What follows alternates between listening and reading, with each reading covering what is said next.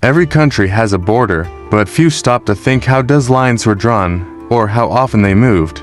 Borders define nations. They cause wars and empires and shape history itself, but they are never permanent. In the 13th century, the Mongol Empire carved a single continuous border from Eastern Europe to the Pacific Ocean. It was the largest contiguous land empire in history. Fast forwarding to the 19th century, the British Empire ruled a quarter of the Earth's landmass. Its borders weren't continuous, but its reach was unmatched. The Russian Empire and the Qing dynasty and the Umayyad Caliphate all left behind massive territorial footprints, often with little regard for the people who lived within them.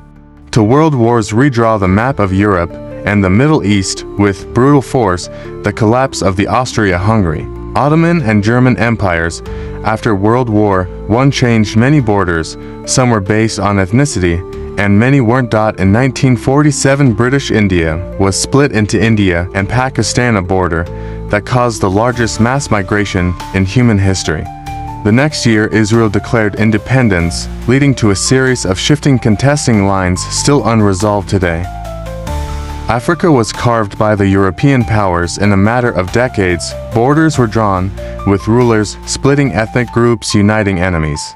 By the 1960s, colonial empires crumbled. Dozens of nations declared independence, but their borders remained almost unchanged, locked in place by lines drawn in Berlin in 1885. This legacy of colonial borders fuels conflict today, from Nigeria to Sudan.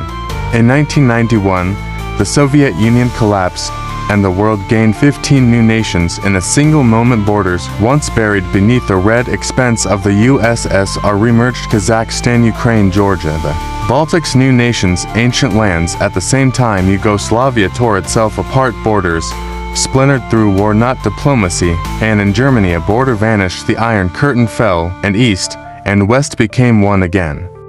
Today's borders still shift.